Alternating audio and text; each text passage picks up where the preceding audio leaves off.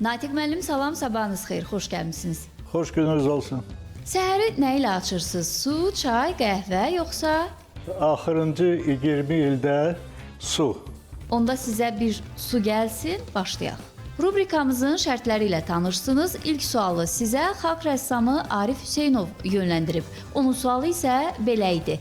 Biz nə vaxt əməkdaşlıq edəcəyik? Yəni sizin kitablarınıza Arif Hüseynov nə vaxt illüstrasiyalar çəkə bilər?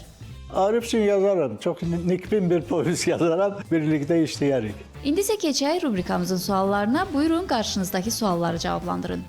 Natiq Rəsulzadənin pəncərəsi şəhərə, dünyaya, yoxsa daxili aləminə, ruhuna açılır? Bu maraqlı sualdır. Çünki pəncərə povestim qocaman rəssamdan yazmışam. Və o, əlbəttə, iki tərəfli pəncərədir. Yəni, o mənim ruhuma da açılır və birinci növbədə əlbəttə oxuculara açılır. İlk əsərinizi yenidən yazsanız, əlavələr, dəyişikliklər çox olar. Təbii, çox olar, əlbəttə. Bilirsiniz, yazıcıda o əsəri ki, o 20-30 il, 50 il əvvəl yazıb, onu əlbəttə o mövzuya qaydanda o daha yüksək səviyyədə yazar. Natiq müəllim, bəs ilk əsəriniz hansı olub? 9-cu sinifdə oxuyurdum, 16 yaşım vardı. Adı nə idi o əsərin? Quş şəkili çəkirəm. Yazdıqlarınızı oxuyanda özünüzə hansı suallar verərsiniz? Vallahi bilmirəm, belə maraqlı sualdır, amma biraz çaşdırdı məni. Mən bəzi əsərləri oxuyanda, mən misal üçün özümə sual verə bilərdim ki, bunu niyə yazmısan? Bu kimə lazımdır? İnsanlar arasında yazıb yaratmaq daha rahatdır, yoxsa ruhlar arasında? Bu ruhlar arasında mənim romanımın adıdır. İnsanlar arasında gərək hamı ilə dil tapasan. Ruhlar sənlə çalışır, dil tapsın, sən o ilə yox. Yazıçının müşahidə qabiliyyəti güclü olmalıdır, yoxsa yaşadıqlarını qələmə almaq bacarığı? Məncə ikincisi, oxucuya daha çox lazımdır.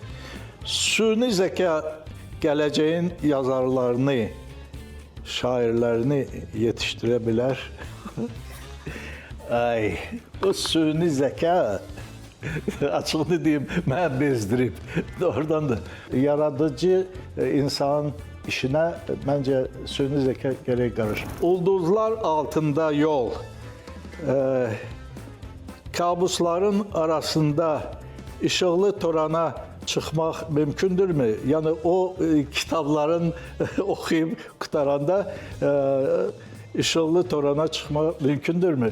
Bu belə kitablarımın adından sual quraşdırılıb. Maraqlı sualdır. Mən istəyərdim o oxucu çıxanda işıqlı torana yox, ümumiyyətlə işıqlığa çıxsın. Toranı nə edirsiniz? Yox, elə işıqlı günə çıxsın. Və nəhayət, sonda özünüz növbəti qonağın kim olacağını təyin edəcəksiniz, dəvət edəcəksiniz və ona bir sual ünvanlayacaqsınız. Buyurun.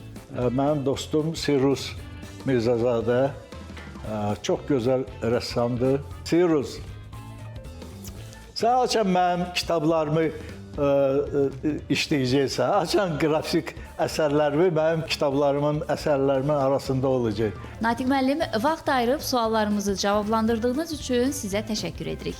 Mən də sizə təşəkkür edirəm. Sizin suallarınız da çox maraqlı idi.